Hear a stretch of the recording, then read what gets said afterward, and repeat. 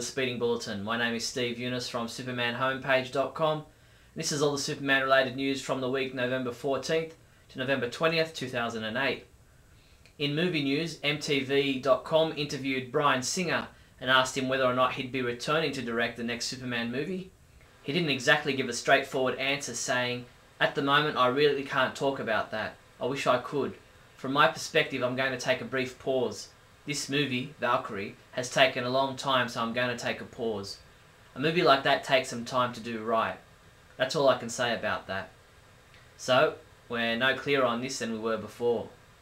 Moving on, MTV.com also spoke with Matthew Reeve, son of the late Christopher Reeve, at a fundraising event in New York called A Magical Evening to benefit the Christopher and Dana Reeve Foundation.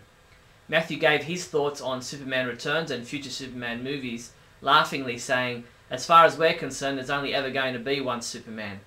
He also said, "There are lots of fans of the comics and the films my dad did and the new one, and you can never please everyone. So just be original and creative and exciting. I'm sure it'll be a success." In TV news, Peter McDermott has updated the Smallville episode guide with his summary of the most recent Season 8 episode, Abyss, while Neal Bailey and Douglas Trumbull both wrote their reviews for the same episode, with Neal giving it a 2 out of 5 and Doug rating it a 3.5 out of 5. The 10th episode of Smallville Season 8 aired in the US on Thursday, November 20th. Titled Bride, this episode saw Chloe concerned that Davis will try to stop her wedding.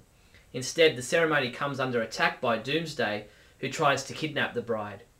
In the melee, Clark and Lois grow closer.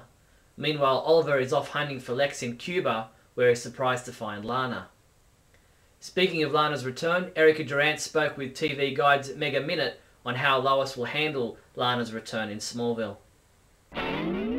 In comic book news, believe it or not, the Superman homepage Ask Matt fan forum has been updated. After a 5-month hiatus, Matt Idelson, DC Comics editor of the Superman comic books, returns to the Superman homepage to answer your questions about the Superman comic books. Come to the website now to read Matt's answers to the latest batch of questions put to him by fellow Superman fans. DC Comics released their February 2009 solicitations this week. We highlighted for you all the Superman-related comics and products soon to be released. Of special note was all the Superman, JLA and Adventure comic books tying into the ongoing Origins and Omens saga. Dan Didio participated in an interview with LA Times where he dropped a bombshell in regards to the future of Superman comics. Didio said, "Superman has been the star of Action Comics for its entire run, essentially, and he'll be leaving it and handing it over to new characters. In his own book, Superman, there will be a dramatic turn as the hero leaves Earth, and it seems like he's leaving for good." Needless to say, this news hasn't impressed most fans, and we'll be watching this story closely. Comic books we reviewed this week included Action Comics 871, which was reviewed by Neal Bailey, who said, "Top to bottom, this issue was gold for me," and he rated it a 4 out of 5. Neal also reviewed Justice Society of America Kingdom Come Special Superman #1, which he rated a 5 out of 5, saying, "It hits the key notes of what makes being Superman hard and what makes him such a tragic figure when he fails." Trinity #24 was reviewed by Neil, Jeffrey and Barry, with all three guys once again giving this a 1 out of 5. Ralph Silver reviewed Superman and Batman vs. Vampires and Werewolves #3, saying, "Kevin Van Hook continues to weave a story that holds my interest," and he rated this issue a 5 out of 5. Legion of Superheroes in the 31st Century #20, which is the final issue of this title, was reviewed by Adam DeChannel, who rated it a 4 out of 5, saying, "Sad to see this title go." Superman comics shipping this week from November 19th include Justice Society of America Kingdom Come Special Magog #1, which has a variant cover available, Super Friends #9, Supergirl #35, also has a variant cover available, Superman Supergirl Maelstrom #2, Tangent Superman's Reign #9, Tiny Titans #10, Trinity #25, Countdown to Final Crisis Volume 4 trade paperback, and JLA Build a Scene Statue Part 2. Fans of Superman and classical music living in Nashville, Tennessee will want to get along to the Laura Turner Concert Hall to hear Michael Dougherty's internationally famous Metropolis Symphony You can catch the concert on Friday, November 21st and Saturday, November 22nd. A number of new Mattel DC Universe action figures are set to hit shelves leading up to Christmas. Of special note to Superman fans is the DC Universe Infinite Heroes 8-pack Battle for Metropolis action figure collection.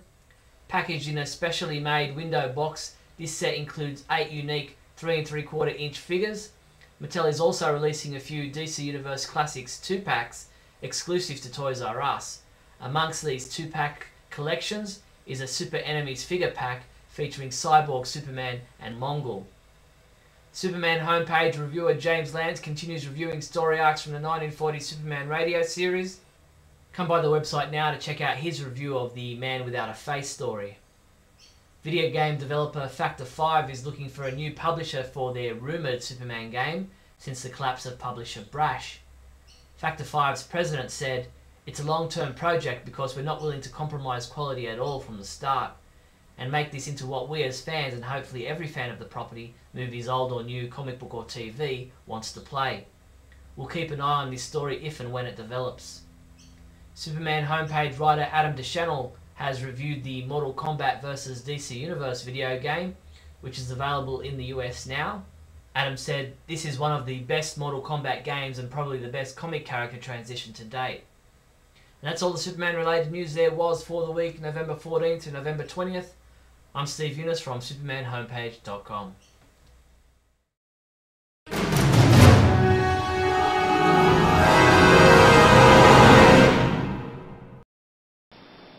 Hello and welcome to another Bailey Planet in the light of a blue screen. Woo! Yes, no. Anyway, I'm going to talk today about the book It's Superman. You may have read it, you may not have. It came out, I think, 3 years ago. But it's basically a retelling of Superman from the 1930s to the 1940s and tells the story of Clark Kent in the real world with Alderman Lex Luthor, and it tells a lot of historical details as per the Jerry and Joe story, and it's basically a very character-based story. There's very little action. There's a lot more depth of thought put into how the characters interact, especially Lois. Lois is primo.